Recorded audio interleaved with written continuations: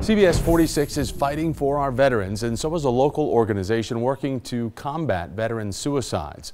Recent statistics show that 20 vets commit suicide each day. Just this week, President Trump signed an executive order on this issue, creating a task force to oversee treatments for veterans suffering from PTSD. CBS 46's Beth Yates shows us tonight how a local organization is fighting to stop veteran suicides.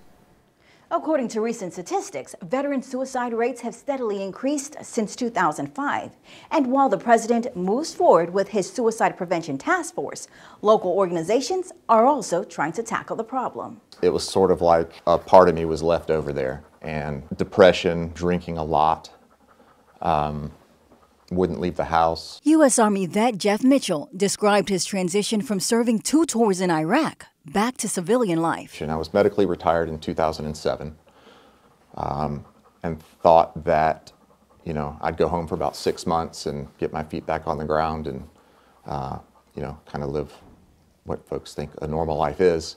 And it's about 10 years later now, and it's not anything like that. Mitchell says PTSD and depression took hold. Jeff once told me that he had 3 options. He could be homeless, he could be in jail for legal problems that happen as a result of PTSD, or he could be dead. And Mitchell isn't the only one in his unit who was suffering. He lost more of his guys to suicide once they got home than he did in combat. But things started looking up when Mitchell received his service dog, Austin, through Paws4Vets. The impacts that psychiatric support dogs and service dogs provide for these veterans, that really gave them a purpose and gave them a mindset that things are okay and things are going to get better. The dogs cost about $65,000, and nonprofits like Heroes First help raise the funds so vets like Mitchell can get them free and start the process to recovery. It saved my life. I don't think there's any question about that.